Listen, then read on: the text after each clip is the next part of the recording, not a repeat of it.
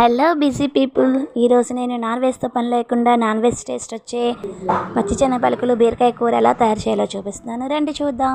మనం చెలక్కాయలను ఒలిచిపెట్టుకొని ఉంచుకుంటాం. కుక్కర్ పెట్టి ఆయిల్ వేసి ఆవాలు, 3 పచ్చిమిర్చి ముక్కలు, కరివేపాకు వేసుకుంటాం. ఒక తెల్లుల్లి రెబ్బలు పేస్ట్ చేసి ఆ పేస్ట్ని వేసుకుంటాం. 3 ఉల్లిపాయల ముక్కలను కట్ చేసుకొని ఆ 3 ఉల్లిపాయల ముక్కలను వేసుకుంటాం. పించ్ ఆఫ్ సాల్ట్ వేసుకుంటే వేగంగా ఫ్రై అవుతుందని వేసుకుంటాం. వేసుకున్నాక ఒకసారి గరిటెతో కలుపుతాం.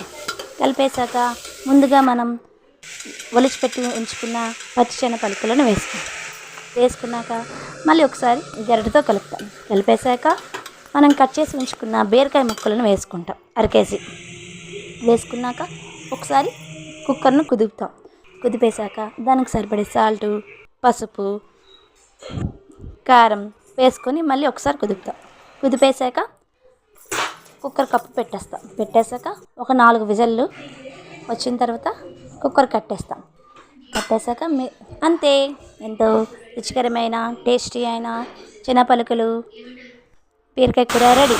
మీరు ట్రై చేసి టేస్ట్ ఎలా ఉందో చెప్పండి, కామెంట్ చేయండి. Please like and subscribe. మీకు నచ్చితేనే లైక్ చేయండి, సబ్స్క్రైబ్ చేయండి కర్రీ ట్రై చేసి.